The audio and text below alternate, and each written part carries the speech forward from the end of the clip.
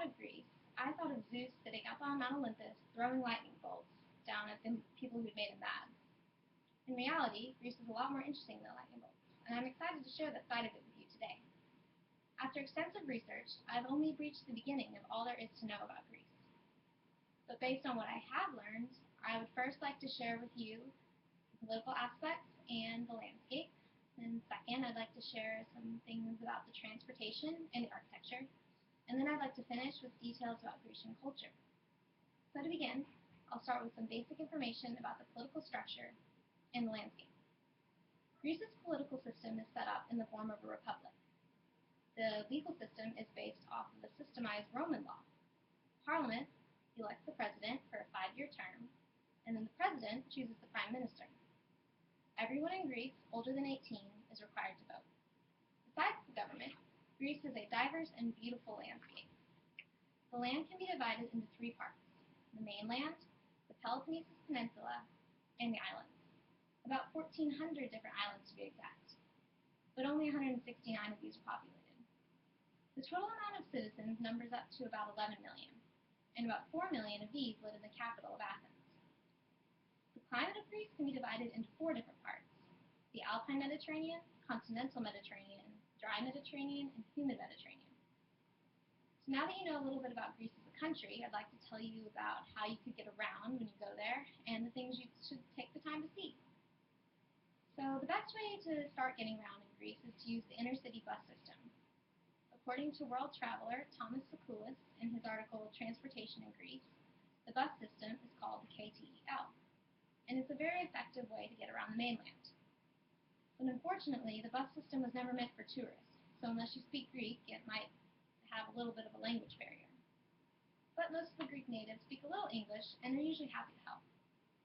The second trendy way to get around Greece is by renting a moped. You can rent them for about 10 euros a day, and you can take them everywhere. But while you're riding around on your moped, make sure to take the time to look at the architecture.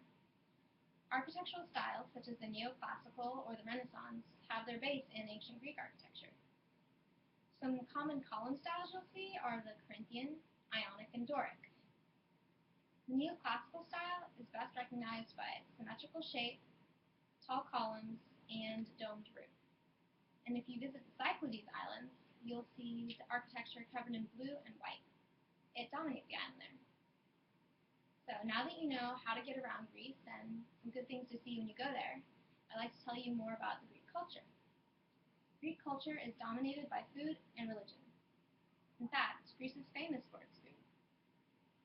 One of the biggest aspects of Greek culture is to sit around with family and friends drinking food and wine in a joyful and unhurried environment. You can start with a Greek appetizer or a mezzetes. These are served in small plates, and some mezzetes include the tzatziki or the hotspoti. Next is the main dish. The favorite Greek ingredient is meat. A famous Greek entree is the moussaka. Besides food, religion dominates Greek culture. 98% of Greece is Christian Orthodox, and according to the article from Greeka.com called Religion in Greece and the Greek Islands, the Greek Church and state of Greece are officially separated, but this isn't written down in the Constitution or enforced. So the Orthodox Church has a lot of influence on the general public. So now that I've told you about Greece, how to get around, and the culture, I would like to conclude.